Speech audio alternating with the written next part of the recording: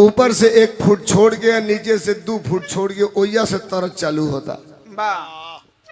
अब हम ना धरा बेहतर कोई देनी, ऊपर से 1 फुट छोड़ के और नीचे से 2 फुट छोड़ के एजा से तरस चालू होता है। इतने में चाहे जहां से तरस चालू हो जा।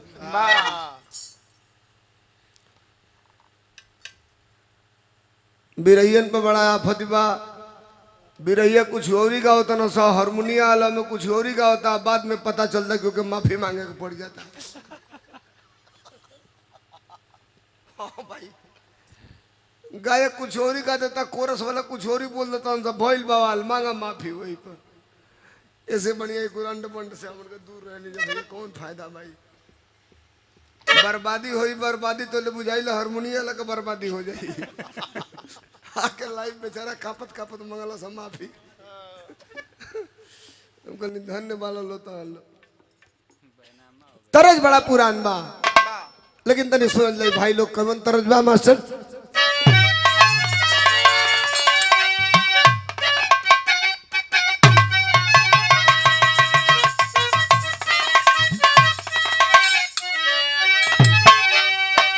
चालीस साल पहले और फिर 8 साल पहले, यानी बीच में जितना दूरी बा, ये दोनों तरज का 2 गो लाइन आप लोगों को बताई कैसे। 40 साल पहले ये तरज गवाओ, कहा गवाओ। अरे अंगने में उड़े, अंगने में उड़े फूल के नवाए नन दो, बाजला बधैया दुआरे पे। 40 साल पहले का तरज है। कलाकार जब हीरा बुल्लू रामदेव शिवमूर्त ये लोगों का जमाना रहे, विश्वनाथ परशुराम का जमाना रहे, तो तनी से के नमक मिर्चा लगा के गावा। कहा गावन गावा के नदी भौजी आदू ना, अरे नदी भौजिया दूना एक समौरिया दुनहुन कपियवा पर देसिया हो राम।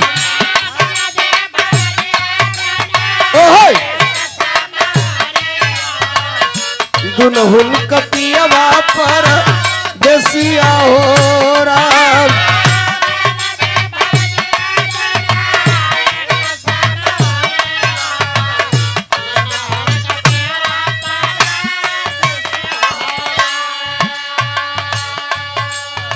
हम नहीं जानत कि गाना सुपर हिट भइल है कि ना भइल है। मेरे आंखों के सामने ये गीत लिखा गया, लिखा तारकेश्वर मिश्र राही ने। इसी भीमपुरा बरवा रत्तीपट्टी बलिया के रहने वाले, और LTC cassette company 58 sector Noida में ये कंपनी थी। लिखा उसके लिए इन्होंने, लेकिन गा दिया गया दूसरे कैसेट कंपनी में। सुपर हिट हो गया। मदन राय गौले रहना। कौन गीत? बिरह कया गिया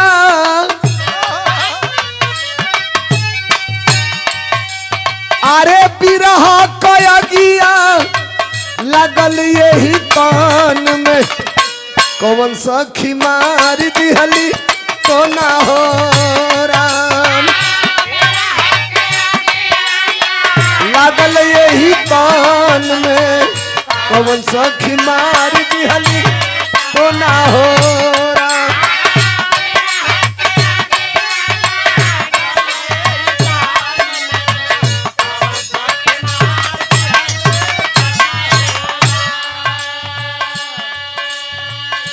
एक लाइन हमके बड़ा निक लगेला। अकेले कबो रहीला तो हम एक गुनगुनाइला दोपहरिया का। कंकड़ चुनी चुनी महला बनवनी, लोग कहेला घर मोरा राम। ना घर तोरा ना घर मोरा, ना घर तोरा ना घर मोरा, चिड़िया रे न बन सेरा राम।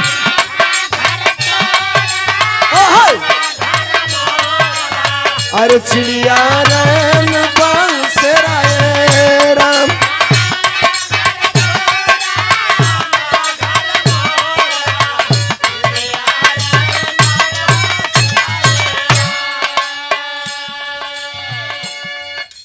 अब आई तनी बात पर, ये बाबूजी के परिवार से रिलेटेड जो भी लोग या होई बैठल होई, हम आप लोगों से निवेदन करब भैया लोग कुछ मत दिए लोग, अबले तो जौन देवे कर तो दे दिया लोग, लेकिन दोहरा के दर्शन ना भइल के घर परिवार के लोग को ठीको बा कर जागल हुई तो बैठल हुई लोग। बात हमार सुनी लोग, ये शरीर से बढ़िया पैर का प्लास्टिक का जूता होला, फट जाई तो लड़का सन पापड़ी किन के खा लिया से वो सद जाई।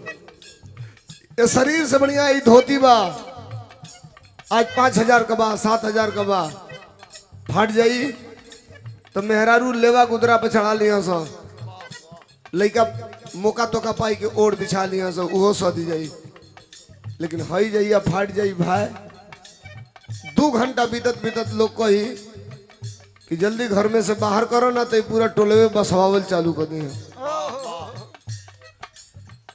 हाँ हो आदमी के चर्चा होला, लेकिन ओकरे मर गेले के बाद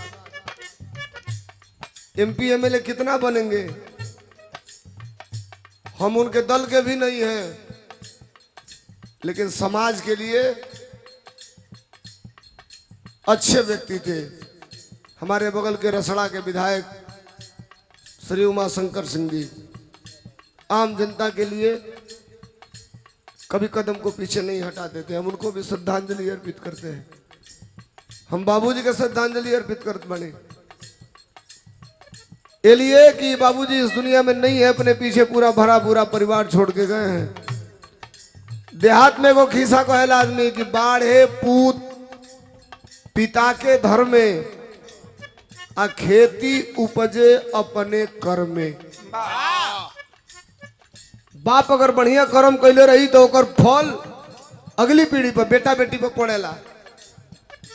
ऋषि लोग मत तोहरी गांव में क्यों दरोगा होई चाहे इंस्पेक्टर होई सिपाही वाला में ओकरी घरे जाके देख लिया लोग, ढेर घूसखोर होई, ढेर हलुक होई तो काम चलाऊं बा, ढेर का जोन ढेर का घुसवा लेना सो ओकुल के घरे जाके देख लियो लोग, 2 गो लड़का होइया सो एगो सारे पागल होई के पोलियो मार देले होई, लंगल लंगल सारे के टहरा होई। अनेत का रुपया आई तो फलित ना होई, पसीना का रुपया रही तो फलित होई। बाप महतारी अगर कर्म बढ़िया करी तो ओकर फल ओकरे आवे वाला पीढ़ी ओकरे बेटा बेटी के मिली, अगर बुरा कर्म करी तो ओकरे साथ साथ ओकरे आवे वाला पीढ़ी के भी भोगे के पड़ी। तो बाबूजी के सादर श्रद्धा सुमन बा। अब आई तनी बात पर, भोर के टाइम में चारों युग में 4 गो घटना घटल, निर्गुणी भाव में तनी सुनी सबे का घटल। हम भगवान से प्रार्थना करब कि भगवान आगे गई ना पीछे परिवार को बढ़ंती करब। देखो 2 तरह का आदमी होला, मर गईला के बाद एगो ऐसा आदमी होला कि गांव भर का लोग टोला पड़ोसा का लोग कहेला कि फलाना मर गईला, बड़ा दुख बा, गांव टोला नगर बड़ा शोक मनावता, उनके ना रहले बड़ा सबके मन आत्मा दुखित बा। एगो ऐसा आदमी होला कि उमर जला तो लोग कहला जाता निक भइल, मर गइल निक भइल, खाली घूम घूम भैंस खोलत रहला, भैंसिए खोलन ना बेला। बाबूजी जवन इरलन इनके बारे में लोगन का ई कहना हो कि बड़ा अच्छा आदमी रहला गुप्ता जी, सबके सुख में दुख में भागीदार रहत रहलन, सबके के यहाँ आना जाना खाना पीना रहल ह, संभ्रांत परिवार बा, कोनो चीज के भगवान कमी नहीं खा देले। अब एक एगो कमी हमनी के हो गल कि जोन गमछवा हमके दिला उनके दिला, वो दोनों गमछवा हमने के लाके प्रदेश अध्यक्ष जी के दे देनी है। हमने का कहल भाई अब कहाँ से मंगावल जाओ तो नहीं अइले रहल ना कमर दे चल गई, कहाँ ले चल गई नील में। चाह मंगावा हिन के तीन चाह पिया सानी भाई के एक में। आई 4 लाइन के निर्गुण। टाइम हो गई 2:30, गावत गावत 3 बज जाई, बंद कर ले। कल दिन में भी कार्यक्रम बा, सौकेरे बिराई जो चालू हो गई। निर्गुण का मतलब कि ओमे पास्ट, परफेक्ट, फ्यूचर तीनों का मिश्रण हो खेला। और निर्गुण अंतरात्मा से गावल जाला। 4 लाइन के प्रमाण धीरे धीरे 2:30 बज गए, 3 बज जाई। एक ब्रह्म वेला कहल जाला। यही ब्रह्म वेला के टाइम में ये धरती पर 4 गो घटना घटल।